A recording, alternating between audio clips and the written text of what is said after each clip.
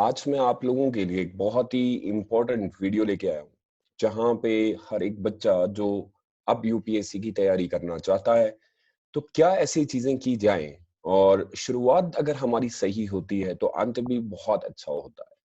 बहुत सारे बच्चे बहुत ज्यादा कंफ्यूजन में रहते हैं कि आखिर हमें शुरू कैसे करना है।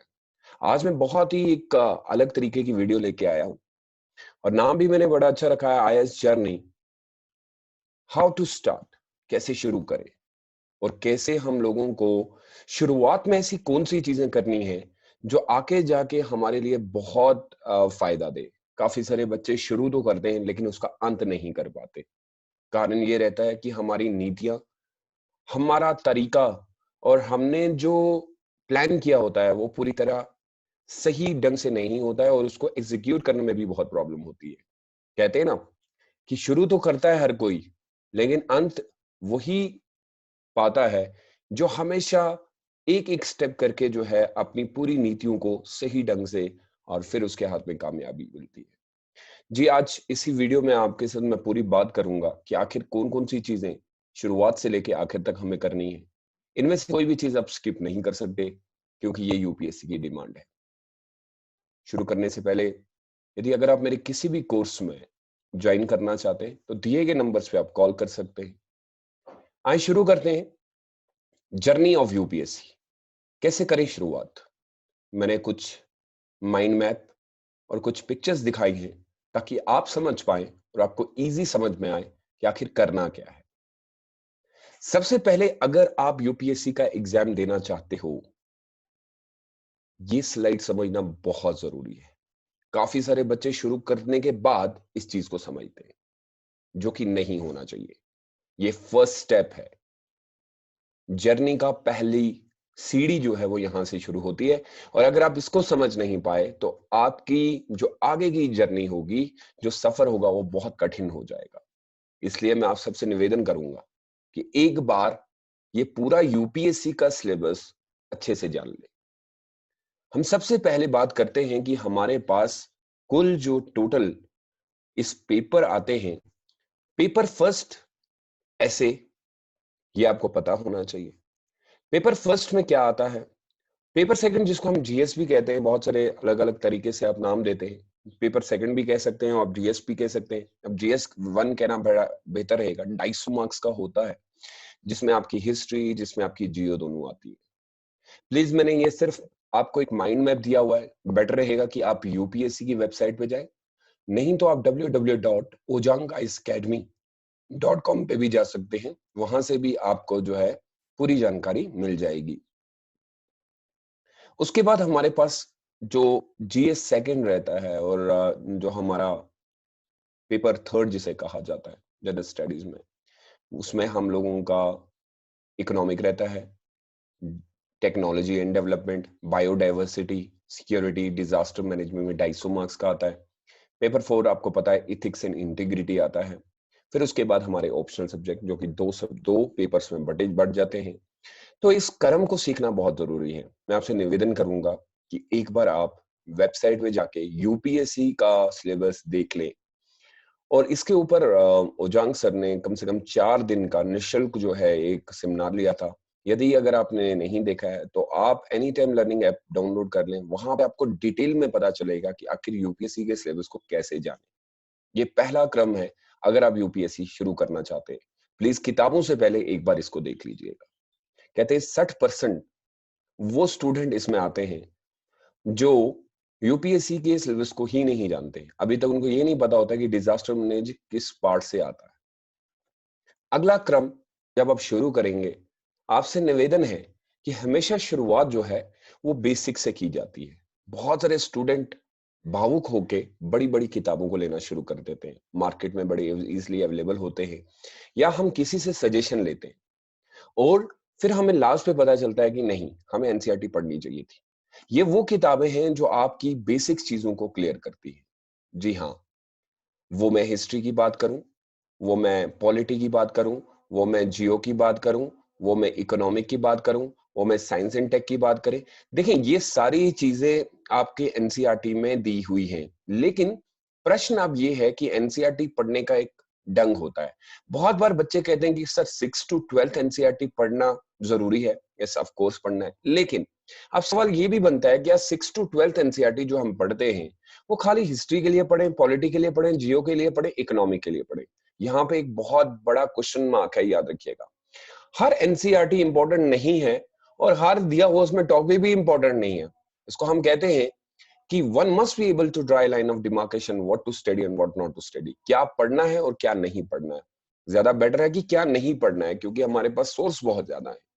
मैं आपको एक क्लियर बात बता देता हूँ, जैसे हम हिस्ट्री में 6 to 12th पढ़ते हैं, इकोनॉमिक में हम 6 to 12th नहीं पढ़ते, ना साइंस एंड टेक में पढ़ते हैं। तो आपको आज ही अपने टीचर और गाइड से मिल लेना चाहिए कि एनसीईआरटी में कौन कौन सी बुक। यह आपका दूसरा क्रम रहेगा, ये आपकी सेकंड सीडी जिसे कहा जाता है। पहले आप यूपीएससी का सिलेबस देखेंगे, उसके बाद एनसीईआरटी। अभी तक आप मार्केट से बड़ी बड़ी किताबें अगर लेके आ भी गए तो कोई प्रॉब्लम नहीं है, उनका यूज अभी नहीं कीजिएगा, क्योंकि जब तक आपके बेसिक चीजें क्लियर नहीं होंगी, आप बड़ी चीजों को समझना आपके लिए बहुत मुश्किल हो जाएगा, खासकर उनके लिए जो इस बैकग्राउंड से नहीं है। अगला क्रम जो हमारा रहेगा वो एडवांस लेवल होता है। जी हाँ, एडवांस लेवल में बड़ी किताबें आती हैं, लेकिन इसमें मैंने कुछ किताबों के बारे में बताया है। इंपॉर्टेंट ये नहीं है कि जो किताबें मैंने दिखाई हैं, बहुत सारे बच्चों ने अपने हिसाब से किताबें चुनी होंगी। अब बहुत सारे बच्चे जो है वो अलग अलग किताबें चुनते हैं।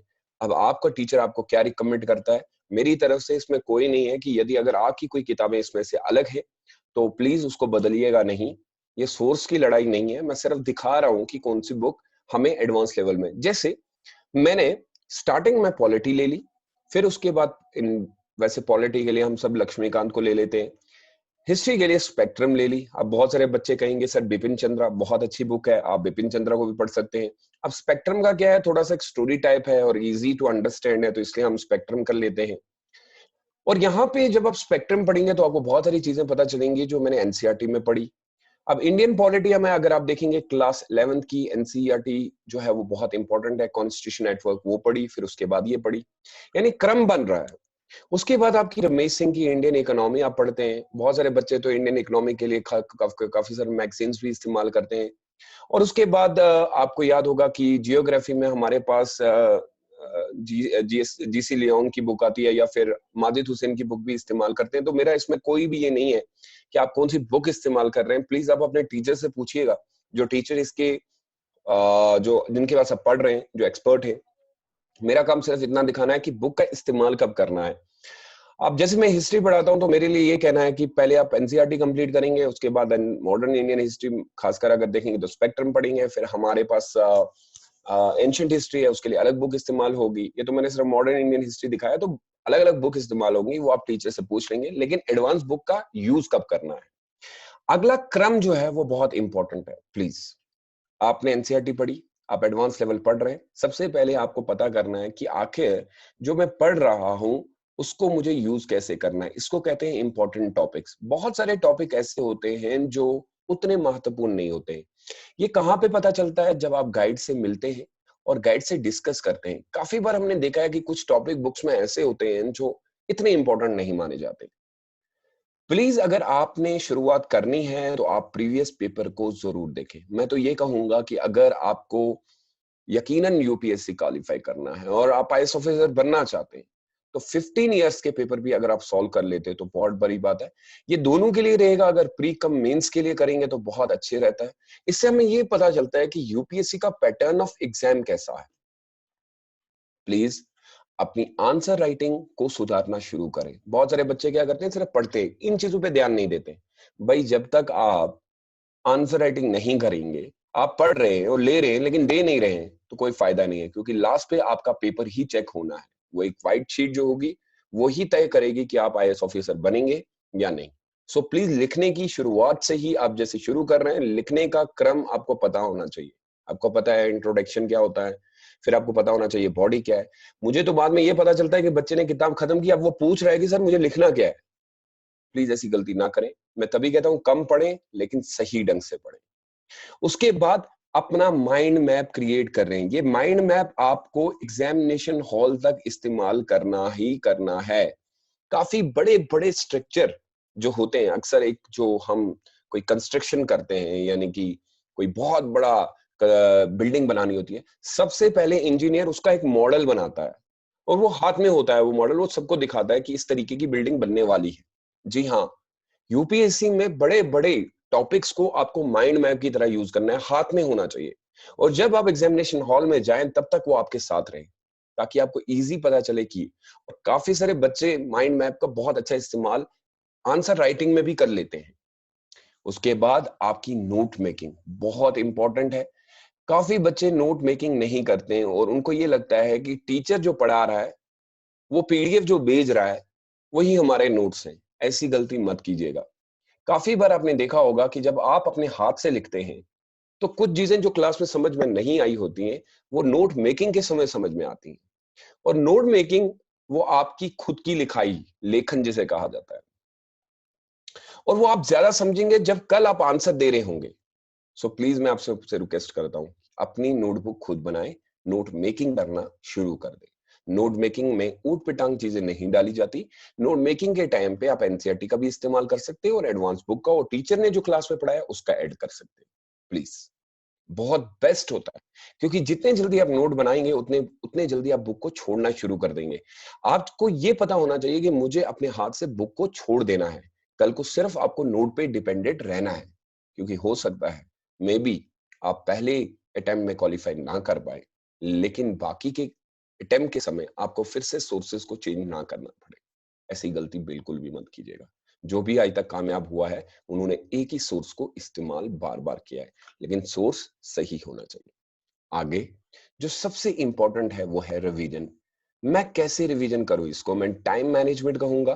प्लीज अपना टाइम टेबल बना लें और रिवीजन ज्यादा करें। कम पढ़े लेकिन रिवीजन ज्यादा करें, क्योंकि जितना आप रिवीजन करेंगे उतना दिमाग में आपकी चीजें आती जाएंगी। हमें काफी बार बच्चे ये पूछते हैं, सर आपको चीजें कैसे याद रहती हैं, या टीचर को क्यों चीजें याद रहती हैं। टीचर को चीजें इसलिए याद नहीं रहती, वो एक सब्जेक्ट पिछले 5-6 साल से पढ़ा रहा है, स्टोर हो गई। सोचें कि अगर टीचर जो है उसके पास तो कोई दिमाग इतना खतरनाक तो होगा नहीं। अब उसको इसलिए पेज नंबर भी याद है, बुक नंबर भी याद है, ये भी याद है क्योंकि वो बार बार वही पढ़ा रहा है, रिवीजन हो रहा है और उसको याद हो गया।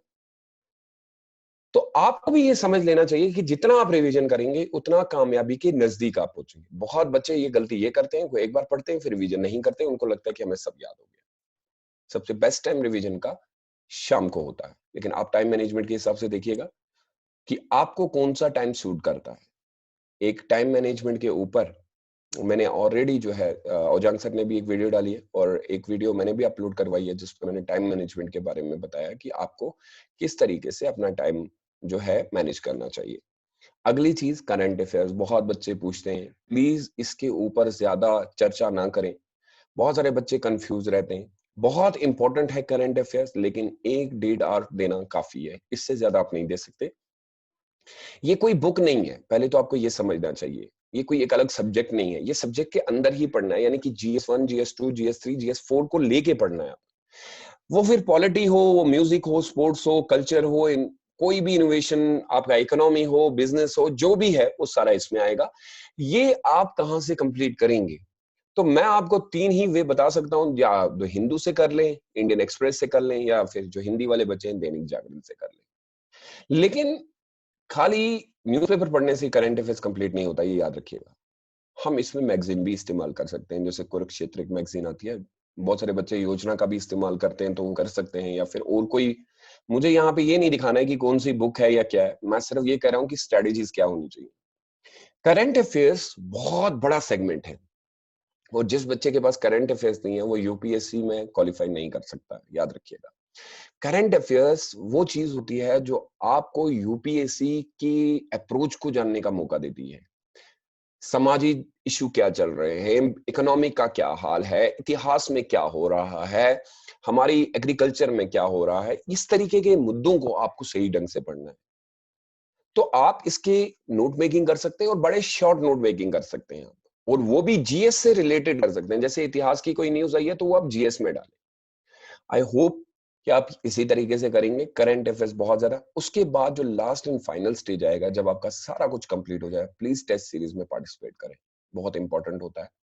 टेस्ट सीरीज आप प्री के लिए भी ज्वाइन करें और मेंस के लिए मैं रिकमेंड करता हूं। मेरी तरफ से तो ये मैं कह रहा हूं कि मोस्ट इंपॉर्टेंट सेगमेंट देखें, ये वो होता है जहां पे आप अपनी हालत को जान पाते हैं। एग्जामिनेशन जाने से पहले अगर आप 5-6 टेस्ट सीरीज भी कर लेते हैं, इससे आपको पता चलता है कि मेरा वीक पॉइंट कौन सा है और मेरा स्ट्रांग पॉइंट कौन सा है। हम कभी-कभी स्ट्रांग पॉइंट पे ज्यादा एफर्ट लगा देते हैं। तो मेरी रिकमेंडेशन रहेगी आप टेस्ट सीरीज ज्वाइन करें। और मैं इसके लिए कुछ ये नहीं कह रहा हूँ कि आपको कहाँ पे करनी है, आप बेटर जानते हैं कि आपको कहाँ से करनी होगी, और आप जज बहुत अच्छे हैं, आपको खुद पता है कि क्या कैसे करना है। लेकिन टेस्ट सीरीज करना बहुत इंपॉर्टेंट है। Please I request you all कि अगर आप लोग पढ़ रहे हैं, और अगर ऐसा नहीं है कि आज आपने पढ़ा और कल टेस्ट सीरीज देने चले गए, एटलीस्ट आपको सेगमेंट कंप्लीट होना चाहिए और फिर उसका टेस्ट सीरीज प्री के लिए भी देते हैं, मेंस के लिए। और ये आपको ये सफलता की ओर लेके जाएगा, क्योंकि ये आपको बताएगा कि आपकी कमजोरी कहाँ पे है। सो ये था टेस्ट सीरीज, ये पूरा क्रम जो है जर्नी चलेगी। आई होप आपको ये वीडियो बहुत पसंद आई होगी।